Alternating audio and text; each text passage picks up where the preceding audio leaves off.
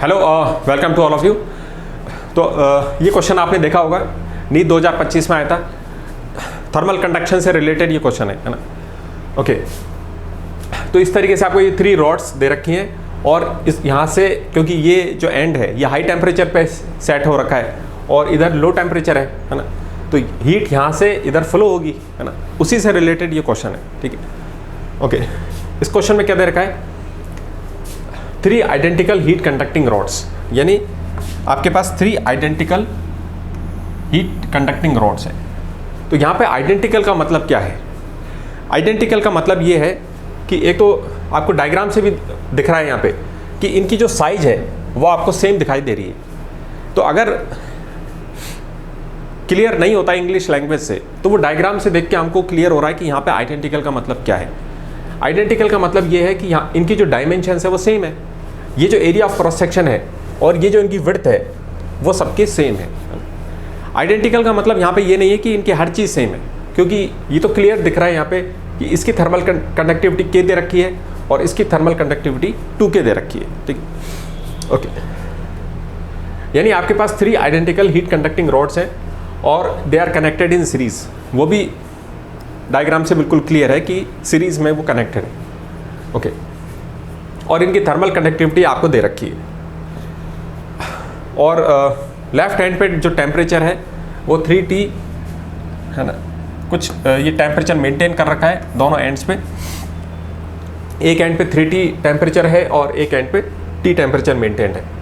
इसके बाद यहाँ लिखा हुआ है कि the rods are thermally insulated from outside. Thermally insulated का क्या मतलब है? यानी इन रॉड्स के आसपास आपने थर्मली इंसुलेटेड कोई मटेरियल लगा रखा है। वैसे एयर भी बहुत अच्छा थर्मल इंसुलेटर होता है। एयर से बहुत ही मुश्किल से हीट फ्लो होती है, ठीक है। Air is a very good heat insulator, है ना। और भी अच्छा हो सकता है कि कोई मटेरियल लगा रखा होगा, यानी हीट रॉड के अलावा इधर उधर से नहीं जाएगी, है ना। जो भी हीट होगी वो रॉड के थ्रू ही जाएगी, ठीक है। इसका ये मतलब है कि the rods are thermally insulated from outside. जो भी हीट होगी वो बिखरेगी नहीं, वो रॉड के थ्रू ही कंडक्टिंग, जो हीट कंडक्टिंग रॉड्स है उसी के थ्रू हीट फ्लो होगी, ये मतलब है इसका। अब लास्ट में ये जो दे रखा है आपको कि इन स्टेडी स्टेट, ये कंसेप्ट समझने वाला है कि स्टेडी स्टेट का मतलब क्या होता है। स्टेडी स्टेट आ चुकी है और उसके बाद आपको लिखा हुआ है कि temperature at the left junction is T1 and the right junction is T2, और आपको क्या निकालना है? T1/T2 का रेशो निकालना है, ठीक है। ओके, तो स्टेडी स्टेट आने के बाद इस जंक्शन का टेम्परेचर कितना है? T1 है और इस जंक्शन का टेम्परेचर T2 है। अब समझने वाली बात यहाँ पे ये है कि स्टेडी स्टेट क्या होती है, ठीक है। ओके, स्टेडी स्टेट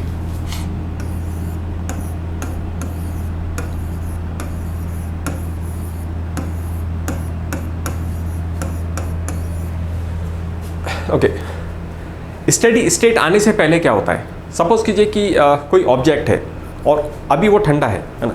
आप उसको हीट दे रहे हो, तो हीट जैसे जैसे वो ऑब्जेक्ट लेता जाएगा उसके अंदर हीट एब्जॉर्ब होती जा रही है और इससे क्या होगा? उसका टेम्परेचर राइज होता जाएगा, ठीक है। तो शुरुआत में वो ठंडा था, अब उसने हीट एब्जॉर्ब की और उसका टेम्परेचर राइज होता जा रहा है।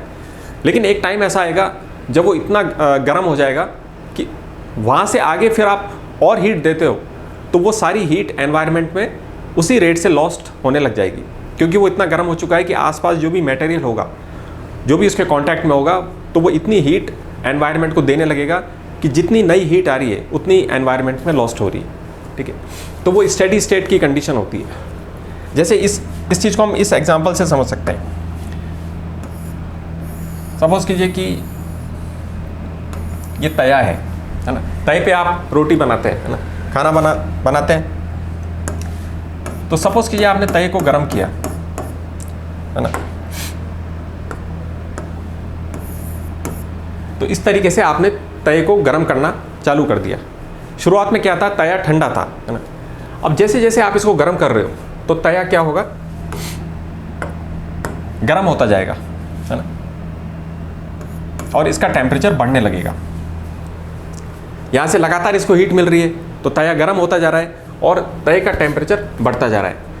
लेकिन एक टाइम आपने देखा होगा कि एक लिमिट के बाद अब तया इतना गर्म हो जाता है कि अब जो भी आप इसको लगातार और हीट कर रहे हो, लेकिन अब ये और उससे ज़्यादा गर्म नहीं होता, क्योंकि जो भी अब हीट आप इस पर आ रही है, आपने सपोज़ कीजिए यहाँ पे एक रोटी रख दी है ना, तो जो भी इसकी एक्स्ट्रा हीट है वो रोटी के अंदर चली गई, वो सारी हीट अब एक्स्ट्रा जो हीट है वो रोटी लेके जा रही है।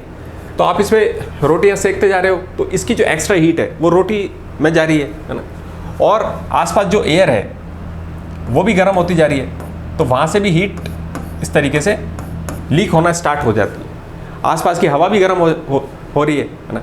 यानी आपने देखा कि एक लिमिट के बाद क्या होगा कि इसका एक टेम्परेचर सेट होने के बाद अब जो भी नई हीट आ रही है वो सारी एनवायरनमेंट में लॉस्ट हो रही है, कुछ इसमें रोटी में जा रही है, कुछ हवा में लॉस्ट हो रही है। तो इसका एक टेम्परेचर सेट हो गया, सपोज कीजिए इसका कोई टेम्परेचर सेट हो जाता है, अब ये टेम्परेचर मेंटेन रहेगा और हीट तो लेकिन अभी भी आ रही है ना, लेकिन जो भी हीट जितनी ये ले रहा है अब वो उतनी हीट एनवायरनमेंट को भी उसी रेट से ये लॉस्ट होती जा रही है, ठीक है। तो ये स्टेडी स्टेट का मतलब होता है कि जितना किसी ऑब्जेक्ट में जिस रेट से हीट फ्लो हो रही है उसी रेट से अब वो एनवायरनमेंट में वापस जा रही है, यानी अब हीट उसके अंदर एक्स्ट्रा स्टोर नहीं हो रही, क्योंकि अगर ये जो रेट है जिस रेट से हीट आती है और जिस रेट से हीट जा रही है, अगर इस रेट में अंतर होगा, सपोज कीजिए उतना हीट लॉस नहीं हो रहा, तो क्या होगा कि यहाँ पे हीट एक्यूमुलेट होती जाएगी और ये ऑब्जेक्ट और गर्म होता चला जाएगा, है ना। लेकिन हम ये मान रहे हैं कि स्टेडी स्टेट आ चुकी है और इसको जितना गर्म होना था ऑब्जेक्ट को वो हो चुका और उसका एक टेम्परेचर सेट हो गया है। अब जो भी नई हीट आ रही है, जिस भी रेट से हीट आ रही है, वो सारी हीट अब एनवायरनमेंट में लॉस्ट होती जा रही है। तो स्टेडी स्टेट का मतलब ये होता है कि जिस रेट से अब हीट आ रही है उसी रेट से हीट निकल भी रही है। तो इसका यहाँ पे मतलब क्या हुआ कि स्टेडी स्टेट आने के बाद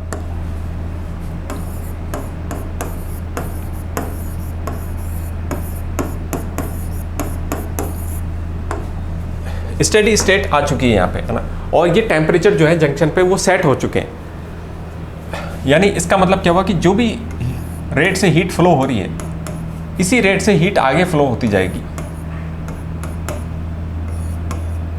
यानी सेम रेट से हीट फ्लो हो रही है। जितनी हीट यहाँ से इस रॉड में फ्लो हो रही है उसी रेट से हीट इसमें फ्लो हो रही है, क्योंकि हीट को यहाँ से निकल के आगे जाना है, ठीक है।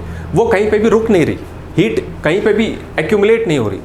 अगर हीट यहाँ पे एक्यूमुलेट होने लगेगी, अगर उसके निकलने की रेट कम है तो हीट यहाँ पे स्टोर होने लगेगी और इसका ये जो टेम्परेचर है और राइज होने लगेगा।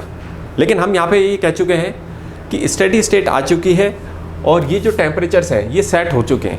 अब जो भी हीट फ्लो हो रहा है, जो भी रेट से हीट आ रही है उसी रेट से ही वो आगे जा रही है। इसका मतलब क्या हुआ कि स्टेडी स्टेट में जो हीट करंट है उसकी वैल्यू इस पूरी सीरीज़ में, इस पूरे पाथ में सेम रहेगी, यानी हर रॉड में से सेम हीट करंट फ्लो होगा। ये मतलब है इसका, यानी जब आप इस रॉड में हीट करंट का एक्सप्रेशन लिखोगे तो वो इसके बराबर होगा, जो इस रॉड में से जो हीट फ्लो होगी और इस रॉड में से जो हीट फ्लो होगी ये सब आपस में बराबर होंगे, क्योंकि जितनी हीट यहाँ से इनपुट हो रही है उतनी उसी रेट से वो आगे निकलती जा रही है। पूरी रॉड में एक ही हीट करंट रहेगा, ये मतलब है स्टेडी स्टेट का, ठीक है।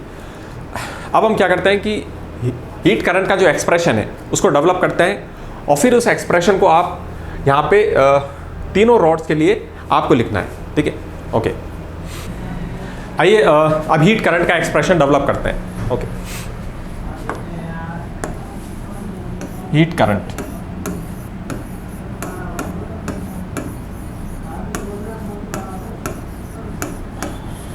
हीट करंट का बेसिक मतलब क्या है? रेट ऑफ हीट फ्लो, यानी किस रेट से हीट फ्लो हो रही है, ठीक है। रेट ऑफ हीट फ्लो,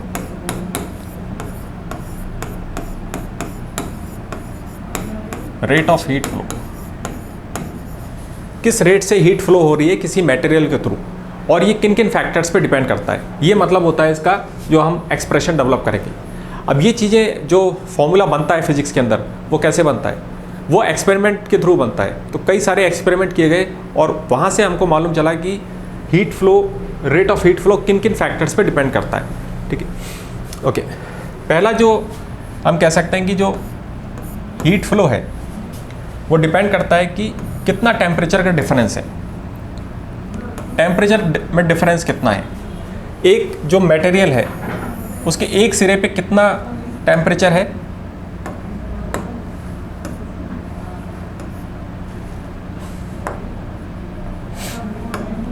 है ना, एक सिरे पे उसका कितना टेम्परेचर है और दूसरे सिरे पे कितना टेम्परेचर है। तो ये जो टेम्परेचर डिफरेंस होता है इस पे डिपेंड करता है कि हीट किस रेट से फ्लो होगी। और इसको हम इंट्यूटिवली समझ सकते हैं कि जितना ज़्यादा टेम्परेचर का डिफरेंस होगा, एक सिरा अगर ज़्यादा गर्म है दूसरे की तुलना में काफ़ी गर्म है, तो हीट फ्लो ज़्यादा तेज़ी से होगा। ठीक है, इसको थोड़ा समझा जा सकता है इंट्यूटिवली। ठीक, ओके। तो कितना जो टेम्परेचर डिफरेंस है, एक तो इस पर डिपेंड हो गया, high temperature minus low temperature. ये जो चीज़ है कितना टेम्परेचर में डिफरेंस है, इस पे ये डायरेक्टली डिपेंडेंट है। यानी ज़्यादा टेम्परेचर का डिफरेंस होगा तो रेट ऑफ हीट फ्लो ज़्यादा होगा। ठीक है, ओके। और किस चीज़ पे डिपेंड करता है ये? Area of cross section. ये भी एक कॉमन सेंस की बात है। आप देखो जहाँ भी किसी चीज़ को फ्लो होना होता है, अगर उसके निकलने की जगह ज़्यादा हो, वो जो ओपनिंग है जहाँ से उसको निकलना है, अगर उसकी साइज़ ज़्यादा होगी तो निकलना आसान होगा, ज़्यादा चीज़ एक साथ निकल सकती है। जैसे कि अगर कोई रास्ता है, अगर वो रास्ता काफ़ी बड़ा है तो 10-20 लोग एक साथ निकल सकते हैं। लेकिन अगर रास्ता सकड़ा है, उसमें जगह ही कम है निकलने की, तो कम लोग जा पाएंगे। तो ये चीज़ हर जगह आपको देखने को मिलेगी कि अगर जो सपोज़ कीजिए जो होल है, निकलने का जो रास्ता है, अगर ये बड़ा है तो इसमें ज़्यादा चीज़ें एंटर हो सकती हैं, तो ज़्यादा जल्दी वो चीज़ फ्लो हो जाएगी वहाँ से। जैसे कि अगर पाइप बड़ा है, आपका पाइप मोटा है, तो ज़्यादा पानी कम समय में निकल जाएगा। रास्ता बड़ा है तो ज़्यादा लोग निकल जाएंगे, है ना। उसी तरीके से हीट के अंदर भी अगर ये एरिया ऑफ क्रॉस सेक्शन जो है, जहाँ से हीट एंटर हो रही है, अगर वो जगह आपकी बड़ी है, वो एरिया बड़ा है, तो हीट आसानी से ज़्यादा फ्लो हो जाएगी, है ना। तो ये भी समझ में आती है चीज़ कि rate of heat flow is directly proportional to area of cross section. जितना बड़ा ये एरिया ऑफ क्रॉस सेक्शन होगा, उतनी ज़्यादा और उतनी आसानी से हीट फ्लो हो जाएगी। ठीक, ओके। तीसरा क्या है? Rate of heat flow is inversely proportional to,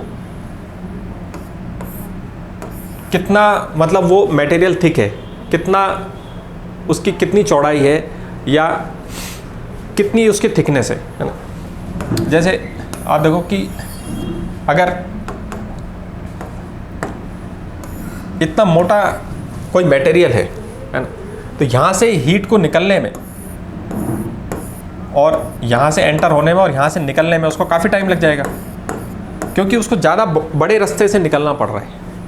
तो इसलिए इसको भी हम समझ सकते हैं कि सर्दियों में जो हम कपड़े पहनते हैं वो थोड़े थिक पहनते हैं, क्योंकि उसमें आप उनको मोटी लेयर चाहिए, ताकि हीट को फ्लो होने में, आपकी जो हीट है वो बाहर जाने में उसको ज़्यादा टाइम लगेगा, वो ज़्यादा मुश्किल से बाहर निकलेगी, क्योंकि उसको ज़्यादा मोटी परत से निकलना पड़ रहा है।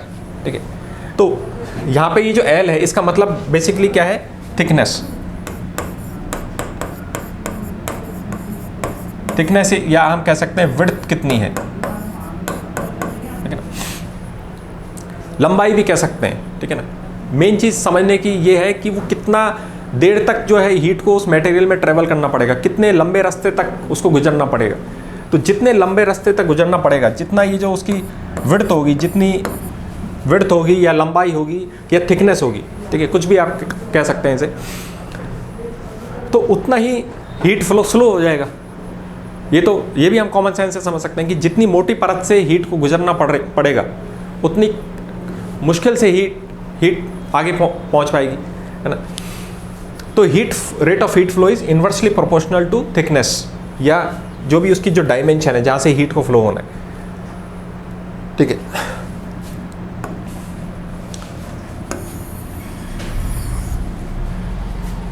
अब लास्ट में एक चीज और रह गई कि heat flow is directly proportional to conductivity. ये क्या चीज़ है? Thermal conductivity.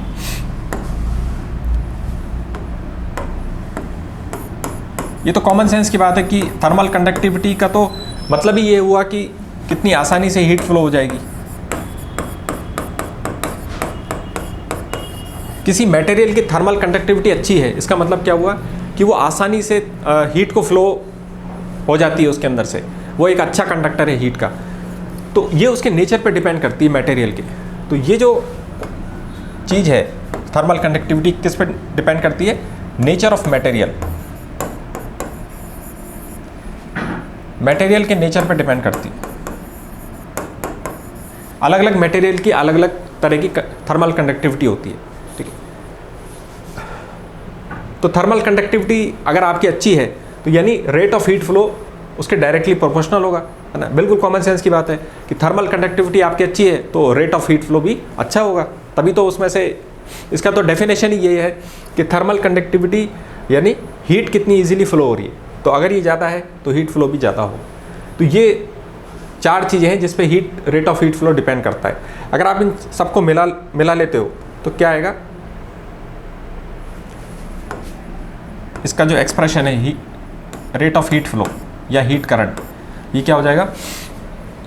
आप देखो, जो डायरेक्टली प्रोपोर्शनल है वो चीज़ें ऊपर आएंगी, यानी के ऊपर आएगा, उसके बाद ए आप लिख सकते हैं, और फिर ये जो टेम्परेचर डिफरेंस है तो टेम्परेचर डिफरेंस आपने लिख दिया TH माइनस TL, और ये इन्वर्सली प्रोपोर्शनल वाली चीज़ नीचे आ जाएगी। तो ये आपका एक्सप्रेशन बन गया, ठीक है। इस एक्सप्रेशन का इस्तेमाल करना है हमको इस क्वेश्चन में,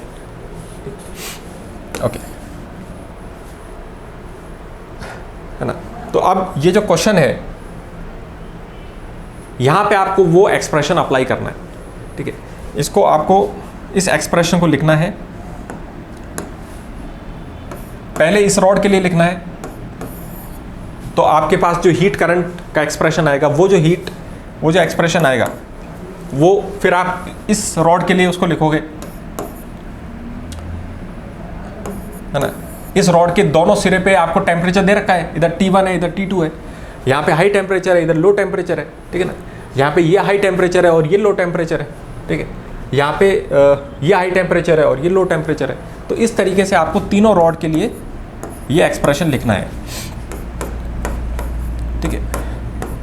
और हीट का जो एक्सप्रेशन है अभी हमने देखा था वो क्या होता है? Heat expression rate of heat flow is thermal conductivity के डायरेक्टली प्रोपोर्शनल है। जितनी अच्छी थर्मल कंडक्टिविटी होगी उतना ज़्यादा हीट फ्लो होगा। एरिया ऑफ क्रॉस सेक्शन, जितनी ये जो एरिया ऑफ क्रॉस सेक्शन है, जितनी ये हीट को निकलने की जगह है यहाँ से, उतना अच्छा हीट फ्लो होगा। तो डायरेक्टली प्रोपोर्शनल हो गया। जितना टेम्परेचर में डिफरेंस है, हाई टेम्परेचर और लो टेम्परेचर, जितना इनमें डिफरेंस है उतना अच्छा हीट फ्लो होगा। और इन्वर्सली प्रोपोर्शनल होगा कि कितनी इसको मोटाई में से कितनी इसमें से हीट को निकलना पड़ रहा है, ठीक है ना। तो इसके ये इन्वर्सली प्रोपोर्शनल है। अब क्वेश्चन में आपको दे रखा है कि ये तीनों आइडेंटिकल रॉड्स हैं, यानी इनका जो एरिया ऑफ क्रॉस सेक्शन और जो इनकी जो थिकनेस है वो सेम है ना। तो जब आप इस एक्सप्रेशन को तीनों के लिए लिखोगे तो ए और जो एल है ये तो तीनों में सेम होगा, वो कैंसिल आउट हो जाएगा, ठीक है ना। तो अब आपको क्या करना है कि तीनों रॉड के लिए ये एक्सप्रेशन लिखने हैं, ठीक है ना। ये काम किसको करना है, ठीक है ना। ओके, तो आपको ये तीनों रॉड्स के लिए एक्सप्रेशन लिखने हैं। और हमने देखा था कि स्टेडी स्टेट में ये जो हीट करंट है उसकी वैल्यूज सेम रहेगी पूरी इस रॉड में, इन तीनों रॉड में सेम हीट करंट फ्लो होगा, ठीक है। ओके, तो इस तरीके से आप उन तीनों को बराबर रख दोगे, है ना। तो ये एक्सप्रेशन आप इसको लिखो और फिर हम आगे काम करते हैं, ठीक है। आइए देखते हैं आपने क्या एक्सप्रेशन लिखा है ना। देखो, मेन बात सॉल्यूशन करके दिखाना नहीं है, मेन चीज़ क्या है कि जो सॉल्यूशन की प्रक्रिया है वो सीखना है ना। ओके, तो ये एक्सप्रेशन आपने क्या लिखे हैं देखते हैं। ओके, तो पहली रॉड के लिए एक्सप्रेशन लिखते हैं। तो ये इसका हाई टेम्परेचर है और ये लो टेम्परेचर है। तो आपने सबसे पहले लिखा टेम्परेचर डिफरेंस वाला एक्सप्रेशन लिखा 3T माइनस T1, ठीक है, ये आ गया, है ना। अब जो एरिया ऑफ क्रॉस सेक्शन है इसका और जो इसकी जो विड्थ है वो अगर सपोज कीजिए आप लिखते हो यहाँ पे, ठीक है, तो ये जो चीज़ है ये तो सब में कॉमन है, हर रॉड के लिए सेम रहेगा। तो जब वो उनके लिए भी आप लिखोगे और सबको बराबर रखोगे तो ये एक्सप्रेशन जो एरिया और लेंथ थिकनेस वाला जो एक्सप्रेशन है ये तो पूरा कैंसिल आउट हो जाएगा। और इसलिए क्वेश्चन में भी इनकी वैल्यू नहीं दी हमें, है ना, क्योंकि इसकी ज़रूरत ही नहीं है, ये तो कैंसिल आउट हो जाएंगे। इसलिए जो स्मार्ट बच्चा होगा वो क्या करेगा, ये तो सब में से कैंसिल आउट हो जाएगा, तो वो इसके बारे में सोच ही नहीं रहा, डायरेक्टली वो किस पे आ जाएगा, जो आपको ये दे रखा है थर्मल कंडक्टिविटी, है ना, थर्मल कंडक्टिविटी उस आपने लिख दी 2K, ठीक है। तो ये पहली रॉड के लिए आपने एक्सप्रेशन लिख दिया। अब यही एक्सप्रेशन बराबर होगा दूसरी रॉड के लिए, क्योंकि हमको मालूम था कि स्टेडी स्टेट में सेम हीट करंट फ्लो हो रहा है, ठीक है।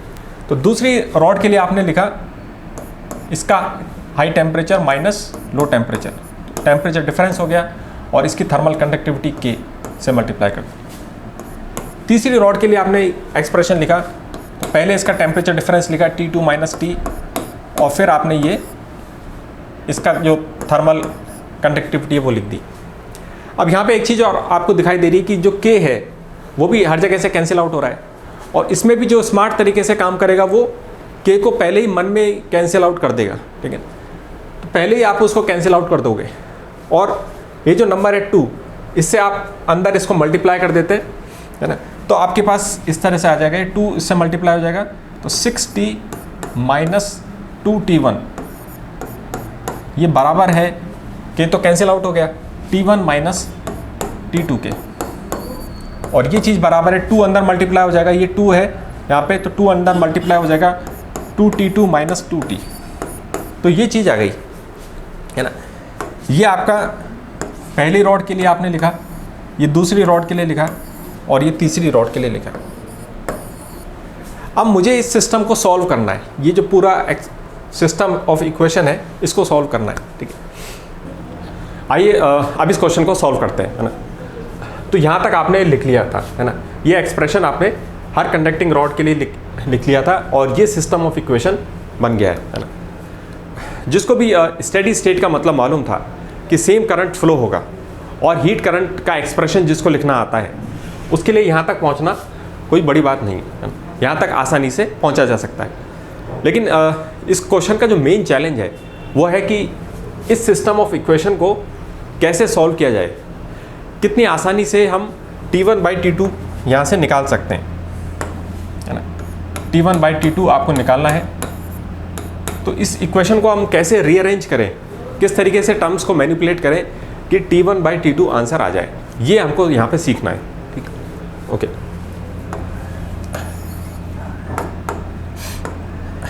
सबसे पहले तो हम इसको मल्टीप्लाई कर लेते हैं, ये जो 2 इधर मल्टीप्लाई हो रहा है इनको मल्टीप्लाई कर लेते हैं, तो ये आ जाएगा 260 माइनस 2T1,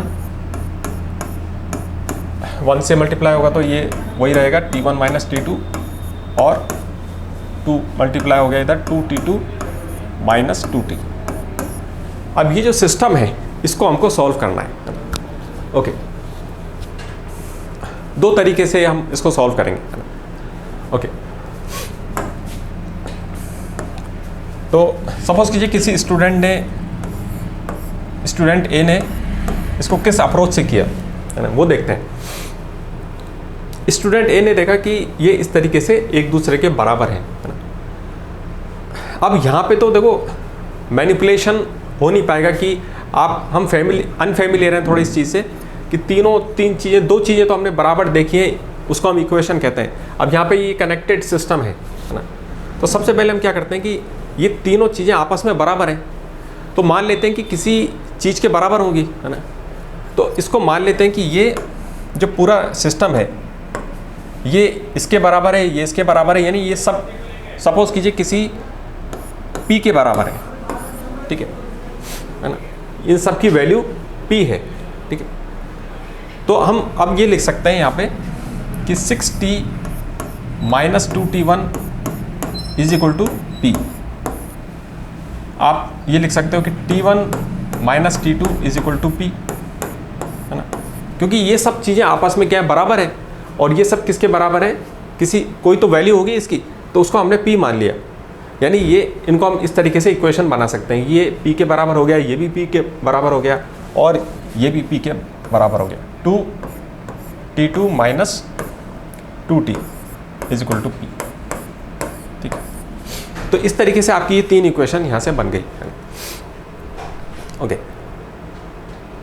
अब क्या सोचना चाहिए? अब आपको देखना चाहिए कि आपको क्या निकालना क्या है। हमको निकालना है T1 अपॉन T2, है ना। यानी आपको ऐसी इक्वेशन चाहिए जिसमें T1 और T2 हो, है ना। तो एक इक्वेशन तो आपने देखा कि T1 और T2 की ये इक्वेशन तो पहले से बनी हुई है ना। ये वाली इक्वेशन तो पहले से बनी हुई है। अब ये जो इक्वेशन है ऊपर वाली और ये लास्ट वाली, आप इनको देखो, क्या इन दोनों इक्वेशन से अगर हम इस t को एलिमिनेट कर दें तो हमारे पास एक और इक्वेशन आ जाएगी जिसमें T1 और T2 होगा, है ना। तो आपके पास एक और इक्वेशन आ जाएगी। तो अब ये करते हैं कि ऊपर वाली और नीचे वाली इक्वेशन में से इस t को एलिमिनेट करने की कोशिश करते हैं। ठीक है, कैसे एलिमिनेट होगा? आप देखो यहां पे कितना है, 6t है और यहाँ पे -2t है ना। तो यहाँ पे आपको दिख रहा है कि अगर जो लास्ट वाली जो इक्वेशन है, अगर हम इसको 3 से मल्टीप्लाई कर दें, अगर आप इसको 3 से मल्टीप्लाई कर दोगे ओवरऑल पूरी इक्वेशन को, तो 3 से जब मल्टीप्लाई होगा तो ये कितना बन जाएगा, ये वाला टर्म -60 और ऊपर कितना टर्म है +60। और फिर जब मैं इन दोनों इक्वेशन को ऐड करूँगा तो t का ये जो वेरिएबल है ये एलिमिनेट हो जाएगा, है ना। और जो हमारे पास इक्वेशन बचेगी वो सिर्फ T1 और T2 में बचेगी, है ना। ओके, तो इसको करते हैं। ओके, जब आपने इसको मल्टीप्लाई किया तो कितना हो गया, ये 3 × 2t यानी 6t2। ठीक है, और ये मल्टीप्लाई 3 से -2t होगा तो कितना आ गया था, -60। और जब ये इसमें ऐड होगा तो 6t से 6t तो कैंसिल आउट हो गया। और ये जो 2t1 है ये ऐसा कैसा, या इधर आ गया 2t1, है ना। तो ये वाले जो पार्ट्स हैं आपने उसको ऐड कर लिया। ठीक है, और अब ये बहुत ध्यान से करना होता है। कई बार क्या होता है कि आपको जो वेरिएबल एलिमिनेट करना होता है उस पर तो आपका ध्यान रहता है, क्योंकि इसको तो आपने मल्टीप्लाई करके -60 और 60 इसको ऐड करके तो इसको तो एलिमिनेट कर दिया और अधिकतर उसी पे ध्यान रहता है हमारा। लेकिन जब आप 3 से मल्टीप्लाई कर रहे हो तो ये हर चीज़ मल्टीप्लाई हो रही है, सिर्फ यही नहीं हर टर्म मल्टीप्लाई हो रहा है, इसका ध्यान रखना ज़रूरी होता है। तो जब आपने 3 से पूरे में मल्टीप्लाई किया था तो 3 यहाँ पे p से भी मल्टीप्लाई होगा, यानी नीचे वाली इक्वेशन में कितना 3 आ गया था, 3p आ गया था, और ऊपर से कितना p ऐड होगा, p। तो इस तरीके से हमने इन दोनों इक्वेशन को ऐड कर लिया, है ना। और आपने देखा कि t वाला वेरिएबल एलिमिनेट हो गया। ठीक है, तो ये कितना हो गया, 3p + p यानी ये 4p हो गया। अब आपको दिख रहा है कि आपने क्या चीज़ बना ली। एक इक्वेशन तो हमारे पास T1 और T2 में पहले से थी और एक और इक्वेशन आ गई। अब इससे क्या फ़ायदा होगा कि आपके पास 2 इक्वेशन आ गई, 6t2, है ना। देखो एक इक्वेशन तो ये आ गई और एक इक्वेशन ये थी। अब इसको कैसे सॉल्व करें, है ना, क्योंकि इसमें तो p भी है। अब आपको यहाँ पे दिख रहा है कि एक और स्ट्रैटेजी होती है इक्वेशन को सॉल्व करने की, जो आपने कई बार यूज़ की होगी, कि अगर मैं इन दोनों इक्वेशन को डिवाइड कर दूँ, एक के ऊपर एक रख दूँ, दोनों को एक दूसरे से डिवाइड कर दें, तो क्या होगा कि ये p का जो वेरिएबल हमने इंट्रोड्यूस किया था ये भी कैंसिल आउट हो जाएगा, है ना। तो अगर मैं इस इक्वेशन के नीचे दूसरी इक्वेशन से इससे डिवाइड कर देते हैं T1 - T2, तो 4p के नीचे कितना आ जाएगा, p आ जाएगा। अब आप देखो p भी कैंसिल आउट हो गया, है ना। तो फाइनली आपके पास क्या बचा, अब आप देखो आपके पास क्या बचा, ये आपके पास हो गया 6t2 - 2t1 upon T1 - T2, और इसकी वैल्यू आ गई 4। ठीक है, अब इसको यहाँ पे रीअरेंज करना है बस और आंसर आ जाएगा, है ना। ठीक है, रीअरेंज, है ना, करना अब आसान है। आपको क्या करना है, बस इसको इधर मल्टीप्लाई कर दो, कितना इधर कितना रह जाएगा 6t2 माइनस 2t1, और ये जो नीचे वाला जो टर्म है t1 माइनस t2 ये ऊपर जाके 4 से मल्टीप्लाई हो जाएगा, तो 4t1 माइनस 4t2। अब आप यहाँ पे रीअरेंज कर लो, ये जो t1 है सारे t1 को हम एक तरफ ले आएंगे और सारे t2 को एक तरफ ले आएंगे, ठीक है। तो 2t1 इधर जाएगा तो कितना हो जाएगा, ये आपको नंबर दिख गया यहाँ पे 6t1, और माइनस 4 जब उधर जाएगा तो 4 और 6 10t2 हो गया। अब आपको आंसर दिखाई दे गया है ना, t1 बाई t2 निकालना है ना, तो ये हो गया आपका 10/6 is equal to t1 by t2। बस जैसे ही आपके पास वो इक्वेशन बची जिसमें t1 और t2 ही रह गए थे, तो अब क्या, आप इसको रीअरेंज करके सारे t1 एक तरफ आ गए और सारे t2 एक तरफ आ गए, और ये इक्वेशन जैसी आपकी बनी तो t1 बाई t2 का रेशियो आ गया। 10 को 6 से काट देंगे तो कितना आ जाएगा 5/3, है ना। बस 2 के फैक्टर से जैसे ही आप इसको काटोगे तो आपका आंसर आ जाएगा 5/3, ठीक है। तो एक तो ये तरीका हो गया, है ना, और बिल्कुल एफिशिएंट तरीका है ना। इसी तरीके से इसको सॉल्व करना चाहिए। एक और तरीका है,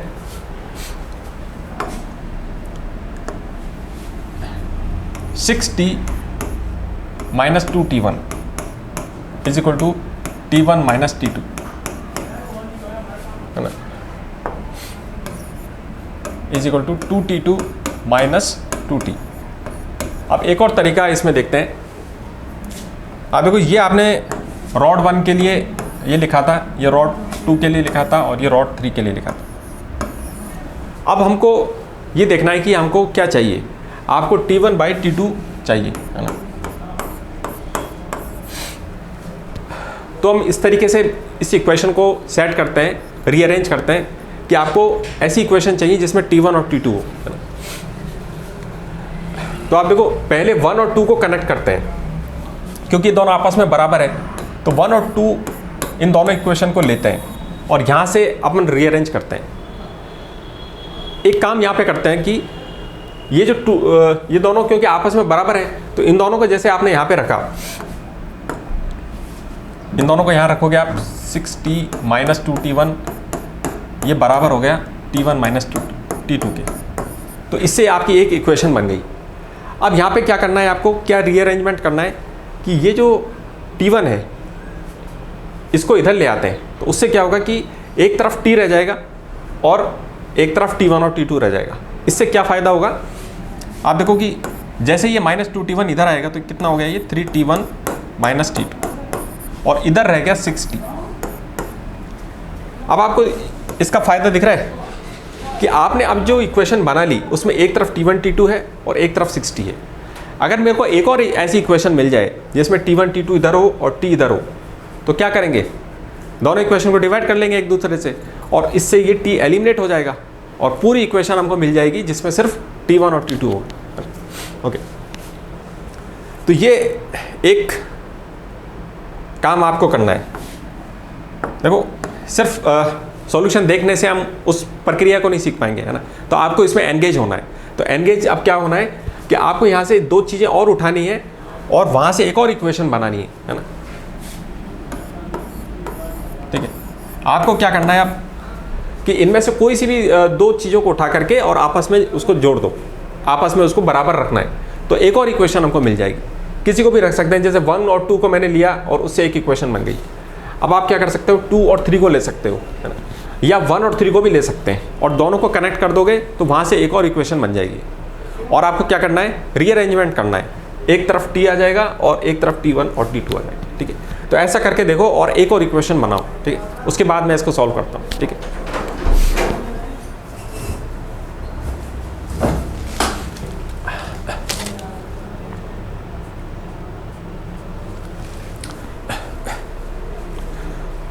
ओके, है ना। आपको अपना टाइम लेना है और काम करना है ना। तो वीडियो को पॉज करके आप इसको सॉल्व करके देखना है। ठीक है, ओके। अब हम क्या करते हैं कि 2 और 3 को लेते हैं और वहाँ से एक और इक्वेशन जनरेट करते हैं। ये हमने इलिस्ट्रेट करने के लिए आपने इस तरीके से लिखा, लेकिन एग्जाम टाइम में हम क्या करेंगे, इस पूरे प्रोसेस को अपने माइंड में करेंगे। जैसे कि अब हम करेंगे 2 और 3 को आपने लिया है ना, तो यहाँ से आप देखो कि आपको करना क्या है, T1 और T2 को एक जगह रखना है और T को एक तरफ रखना है।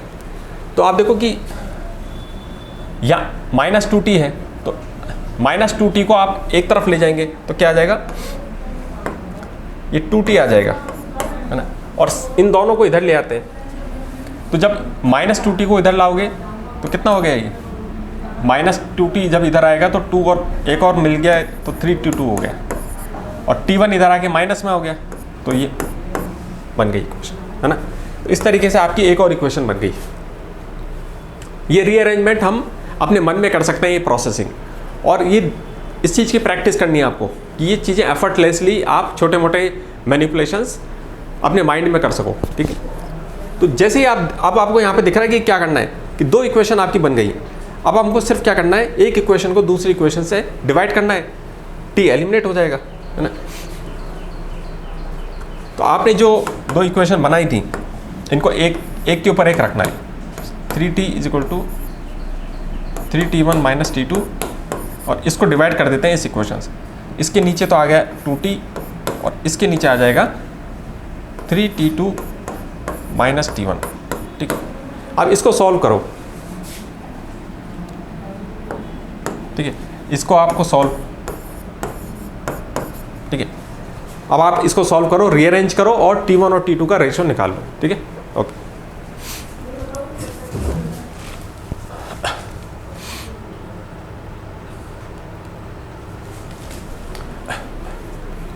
है ना, आपने कर लिया होगा है ना। ओके, आप देखो जैसे ही आपने इन दोनों इक्वेशन को डिवाइड किया तो इससे फ़ायदा ये हुआ कि ये जो वेरिएबल है ये एलिमिनेट हो गया, और 6 को 2 से डिवाइड करेंगे तो 3 आ गया है ना। 3 = ये टर्म आ गई है ना, 3 आ गया इधर, और ये जो नीचे वाला टर्म है ये 3 से मल्टीप्लाई हो जाएगा, तो डायरेक्ट लिख देते हैं। इधर 3 आ गया, और ये वाला जो नीचे वाला जो एक्सप्रेशन है ये ऊपर जाके मल्टीप्लाई हो जाएगा इससे, तो आपने लिख दिया 3T2 - T1, और ये बराबर हो गया इसके ऊपर वाले के 3T1 - T2। अब इसको रीअरेंज करना है, माइंड में रीअरेंज करना है, ठीक है, बिना उसके। ओके, करते हैं। 3 × 3 कितना हो गया, 9, इधर 9 है, और एक T2 इधर है माइनस में, तो उधर जाके कितना हो गया टोटल, 10T2।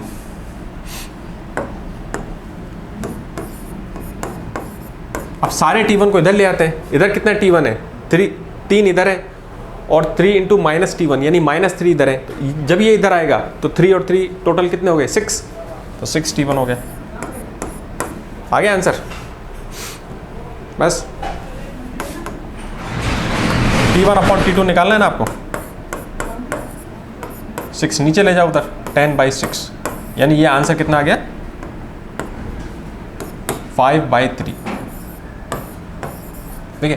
तो आपका आंसर आ गया 5/3, ठीक है। तो हमको यहाँ पे वो मैथ सीखनी है, बेसिक काम यही था इस क्वेश्चन में, ठीक है। तो इस तरीके से जब आप किसी भी प्रॉब्लम को सॉल्व करते हो तो उसके अंदर वो देखो कि आपने कैसे सेटअप किया उसे, और किस मैथ स्किल से आपने उस प्रॉब्लम को किया, क्योंकि वो जो स्किल्स हैं वो हर जगह काम आएंगी, वो दूसरी प्रॉब्लम्स में भी काम आएंगी। तो आपको हर प्रॉब्लम को सिर्फ सॉल्व करके वहाँ से निकलना नहीं है, वहाँ से सीखना है, वहाँ से आपने क्या क्या स्किल सीखी ताकि वो आगे आपको हर जगह काम आए, ठीक है। Okay, so thank you for today, see you next time.